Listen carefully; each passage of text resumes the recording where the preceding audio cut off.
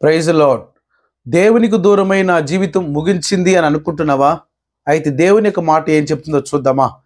కుమ్మరి జిగట మట్టితో చేయుచున్న కుండ వాని చేతి నుండి విడిపోగా ఆ జిగటమును మరలా తీసుకొని కుమ్మరి తనకు యుక్తమైనట్టుగా దానితో మరి యొక్క కుండ చేసెను. దయచేసి ప్రార్థన చేసుకుందాం. పరిశుద్ధ కృపగలిగిన మా తండ్రి, ప్రభువా, ఈ మాటను మీరు దీవించండి, ఆశీర్వదించండి, దీవెనకరంగా మార్చండి. యేసుక్రీస్తు నామములో తండ్రి, ఆమెన్. అవును ప్రియులారా, ఇక్కడ మన ఇర్మియా గ్రంథము 18వ అధ్యాయము 4వ వచనంలో గమనించినట్లయితే, దేవుడు ఇర్మియాని కుమ్మరివాని ఇంటికి పంపించినప్పుడు మరి కుమ్మరివాడు ఏం చేస్తున్నాడు అన్న సందర్భాన్ని మనం ఇప్పుడు చదివాం. ఏంటంటే కుమ్మరివాని యొక్క మరి ఆ సారె మీద ఒక పాత్రని, కుండని పెట్టి చేస్తూ ఉన్నప్పుడు అది విడిపోయింది, చేతుల నుంచి విడిపోయింది, ముక్కలుగా అయిపోయింది. మరలా ఆ కుమ్మరి ఆ ముక్కలైపోయిన ఆ పాత్రని మరలా తీసి దాని ఒక నూతన పాత్రగా నిర్మించాడు. అప్పుడు ఇర్మియాతో అంటున్నాడు, అయ్యా, ఒకవేళ మరి ఇజ్రాయేలీలు ఒకవేళ అనుకోవచ్చు మేము ఇలాగ అయిపోయామని, మరి నేను ఆ కుమ్మరివాడు ఆ కుండకు చేసినట్టుగా నేను మీకు చేయలేనా? ఒకసారి వెళ్ళి వాళ్ళకు ప్రకటించు అని అన్నాడు.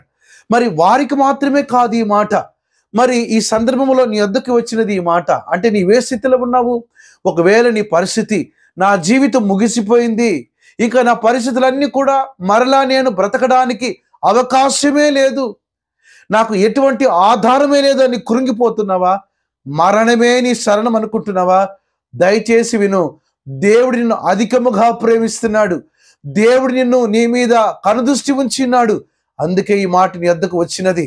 అవును, ఎందుకనంటే గతించిన దినాలలో మరి చరిత్రని మనం గమనించినప్పుడు, బైబిల్ గ్రంథంలో మనం గమనించినప్పుడు, మరి గతించిన దినాల్లో కొంతమంది ఇలాగే అనుకున్నారు, నా జీవితం అయిపోయింది అని అనుకున్నారు. మరి అయిపోయిన సందర్భంలో దేవుడు ఏం చేశాడో చూద్దామా? కాస్త ముందుకెళ్దాం, త్వరగా నేను ముగిస్తాను. చూడండి, ఆదికాండము 21వ అధ్యాయము 14వ వచనములో మరి అక్కడ మనం గమనించవచ్చు. హాగరు అనబడిన ఆమె గురించి మీకు అందరికీ మనకు బాగా తెలుసు. ఈమె ఎవరు అనంటే మరి అబ్రహాము యొక్క మరి భార్యగా మనం గమనించవచ్చు. మరి ఈమె ఒక పరిస్థితి ఎదురైనప్పుడు, మరి వాళ్ళ ఇంట్లో మరి ఆ పరిస్థితి బాగాలేనప్పుడు అబ్రహామే పంపించేశాడు బయటికి. మరి ఆమె తన బిడ్డని, కుమారుని తీసుకొని బయటకు వెళ్ళిపోయింది. బెయేర్షెబా అడవిలోకి వచ్చేసింది. ఆ అరణ్యంలో ఆమె అటూ ఇటూ తిరుగుతుంది. ఎందుకనంటే అబ్రహాము ఇచ్చిన ఆ తిత్తిలోని నీళ్లు అయిపోయింది. అప్పటి వరకు ఆ నీళ్ళే ఆధారం, అప్పటి వరకు అబ్రహామే ఆధారం, అప్పటి వరకు ఆ ఇల్లే ఆధారం. ఇప్పుడు ఇంట్లో నుంచి బయటికి పంపించేశారు, ఇంట్లో నుంచి బయటకు వచ్చేసారు.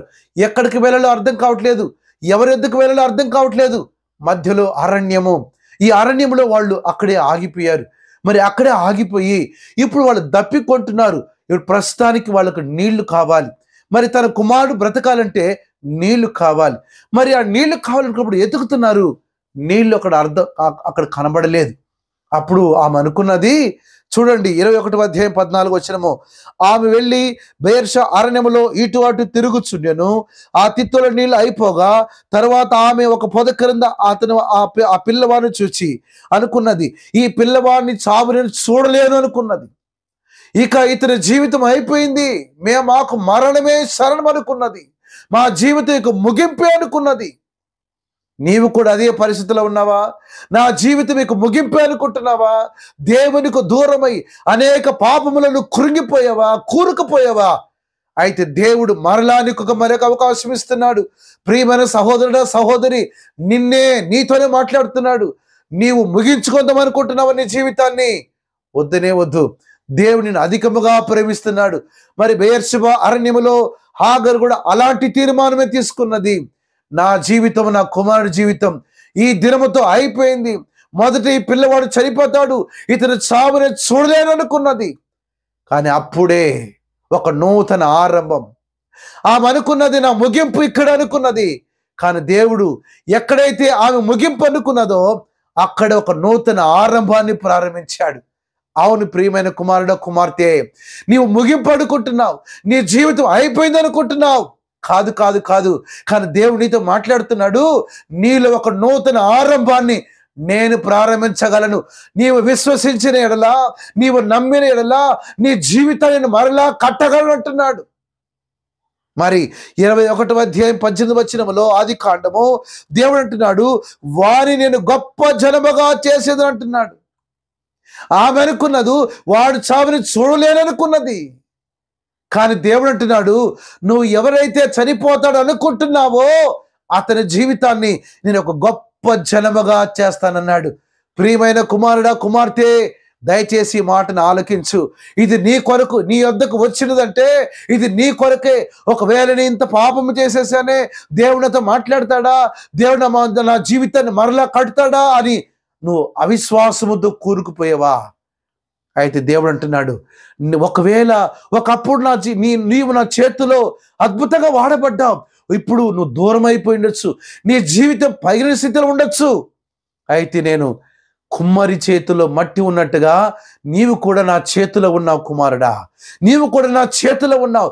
నీ జీవితాన్ని నేను మరలా తిరిగి కట్టగలను, నీ జీవితాన్ని మార్చగలను. కారణం ఏంటంటే నేను నీ సృష్టికర్తను అంటున్నాడు, నేను నీ నిర్మాణకుడు అంటున్నాడు. ఆయన ఏమైనా మన జీవితాన్ని చేయగలడు. మరి హాగరు జీవితాన్ని, తన కుమారుని జీవితాన్ని మరలా తిరిగి కట్టాడే, నీ జీవితాన్ని కట్టలేడా? నీ జీవితాన్ని మరలా నిర్మించలేడా? నిశ్చయముగా ఈ దేవుని ఈ మాట నీ యొద్దకు వచ్చినదంటే ఆయనను బహుగా ప్రేమిస్తున్నాడు. నీవు నరకానికి వెళ్ళడానికి ఇష్టం లేదు. నీవు నీ జీవితాన్ని నీ చేతులారా ముగించుకోవడం ఆయన ఇష్టము కాదు. దయచేసి ఈ ధర్మ నమ్ము, విశ్వసించు. మరో వ్యక్తిని కూడా మనం చూద్దాం, చూడొద్దాం. రూతు గ్రంథము 1వ అధ్యాయం 17వ వచనములో రూతు చెప్తుంది, ఎలాగ చెప్తుంది తన అత్తతో. ఎందుకనంటే అప్పటికే తన జీవితంలో ఎలాంటి చిగురు లేదు. వివాహమైంది, భర్త చనిపోయాడు, మామ చనిపోయాడు, వాళ్ళు ఒంటరి వాళ్ళుగా మారిపోయారు, 2 స్త్రీలుగా మిగిలిపోయారు. మరి ఇప్పుడు మరలా ఆ ముసలామితో వెళ్ళి మరలా తమ జీవితం చిగురించదని ఆశ లేదు. కానీ ఒక తీర్మానం తీసుకున్నది, నేను మోయాబుకు మరలా తిరిగి వెళ్ళను. అప్పుడు తన అతతో అంటుంది, నయముతో అంటుంది, రూతు అంటుంది, నువ్వు ఎక్కడికి వెళుతావో అక్కడికి నేను వస్తాను, ఎక్కడ నివాసము చేస్తావో అక్కడ నివాసము చేస్తాను, నువ్వు ఏ దేవుని ఆరాధిస్తున్నావో అదే దేవుని ఆరాధిస్తాను, నువ్వు ఎక్కడ చనిపోతావో అక్కడే నేను చనిపోతాను అన్నది. అనుకున్నది మనసులో. తన అత్తతో ఆ మాట చెప్పినది. ఏం రూతు, ఎందుకు ఆ మాట అన్నావు? ఒకవేళ నేను ఈ వయసైన ఆమెతో వెళ్ళినప్పుడు ఒకవేళ జీవితం మరలా చిగురించకపోవచ్చు,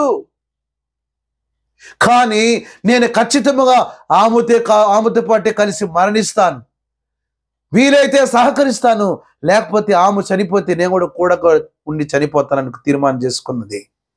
ఎందుకంటే వారి జీవితం మరలా చిగురించడానికి ఏ అవకాశం లేదు. వాళ్ళు ముగింపు అనుకున్నారు. కానీ దేవుడు వాళ్ళ స్వరాన్ని విన్నాడు, వాళ్ళ హృదయ వేదన విన్నాడు.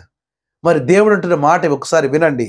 రూతు గ్రంథం 4వ అధ్యాయం 11వ వచనములో మేము అక్కడ అంటున్నాడు, మరి రూతు తన జీవితాన్ని గమనించినప్పుడు వెంటనే మరి ఆ యొక్క పరిస్థితిలో ఎప్పుడైతే ఆమె ఇలాంటి తీర్మానం తీసుకున్నదో దేవుడు ఆమె జీవితాన్ని కనికరించాడు. బోయోజు యొక్క కనుదృష్టిలో ఆమెకు దయను కలుగు చేశాడు. అక్కడున్న ప్రజల దృష్టిలో దయను కలుగు చేసి కనికరాన్ని పుట్టించాడు.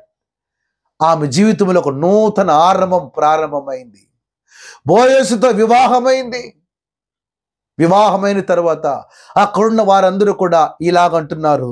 ఏమంటున్నారు చూడండి, 4వ అధ్యాయం 11వ వచనములో, మేము సాక్షులము, యెహోవా నీ ఇంటికి వచ్చిన ఆ స్త్రీని ఇశ్రాయేలుల వంశమును వర్ధిల్ల చేసిన రాహేలును పోలిన దానిగాను మరి లేయాని పోలిన దాను చేయునుగాక అని ఆశీర్వాద పలికారు. అలాగే ఆమె జీవితం కూడా దీవించబడినది. మరి యేసుక్రీస్తు యొక్క వంశవలిలో ఆమె చేర్చబడింది. ఆమె అనుకున్నది నా ముగింపు ఇక్కడికి అయిపోయింది, ఇక నా మరో చిగురు లేదు అనుకున్నది. కానీ దేవుడు తమ జీవితాన్ని మరలా చిగురింపు చేశాడు. ఒక నూతన కోణంలో తమ జీవితాన్ని మార్చాడు, తన వంశావళిలో చేర్చుకున్నాడు. ప్రియమైన వాళ్ళరా, నీవు కూడా ఒకవేళ నా జీవితంలో ఇంక చిగురించడానికి అవకాశం లేదనుకుంటున్నావా? కాదు, సకలమును నిర్మించిన దేవుడు నీ జీవితాన్ని మరలా నిర్మించగలడు. నీ జీవితాన్ని మరలా కట్టి లేపి నిలబెట్టగలడు. నీ జీవితాన్ని అనేకులు దీవెనకరంగా మార్చగలడు అన్నదానికి మరి ఆ ఇరువురి జీవితమే మనకు ఒక ఆదర్శం. ఆ ఇరువురి జీవితమే మనకు ఒక మార్గదర్శం. మరి హాగరు జీవితాన్ని మరలా కట్టి మరి తన కుమారుని ఆశీర్వదించిన దేవుడు రూతు జీవితాన్ని మరలా చిగురింపచేసి తన వంశావళిలో చేర్చుకున్న దేవుడు నిన్ను మరలా కట్టి తన రాజ్యం చేర్చుకోలేడా? నిశ్చయముగా చేర్చుకుంటాడు. మరి ఈ మాటలు విన్న నీవు దయచేసి ఈ మాటని విశ్వసించు. అవును ప్రభువా, నిన్ను విడిచి దూరం వెళ్ళిపోయాను, నా జీవితం పాడు చేసుకున్నాను, అయితే ఈ మాటలు నేను విశ్వాసం ఉంచుతున్నాను, నా జీవితాన్ని నువ్వు కడుతావయ్యా, మరలా నా జీవితాన్ని చిగురింప చేస్తావయ్యా, నేను నమ్ముతున్నానయ్యా అని నువ్వు హృదయంలో విశ్వసించి నోటితో పలుకు. కలిసి ప్రార్థన చేసుకుందాం. పరిశుద్ధ కృప కలిగిన మా తండ్రి, ప్రభువా, మరి ఎవరి జీవితాన్ని మీరు దర్శించారో, మరి ఈ బిడ్డలతో మీరు మాట్లాడారు నాయన, సూటిగా మీరు మాట్లాడారు, మేము నమ్ముతున్నాం. మరి బిడ్డల జీవితాన్ని మీరు కట్టండి. ఆగురు జీవితాన్ని మరలా కట్టిన రీతిగా, రూతు జీవితాన్ని మరలా చిగురింప చేసిన రీతిగా బిడ్డల జీవితాన్ని కూడా మీరు బలపరచండి, ఆశీర్వదించండి, అనేకులు దీవెనకరంగా మార్చండి. యేసుక్రీస్తు నామములో సమర్పించి వేడుకుంటున్నాం తండ్రి. Amen. Praise the lord. God bless you. ఒకవేళ దేవుడు ఈ మాటతో నిన్ను దీవించుంటే, ఒకవేళ దేవుడు నీతో మాట్లాడి ఉంటే కామెంట్ రూపంలో తెలియచేయండి. God bless you.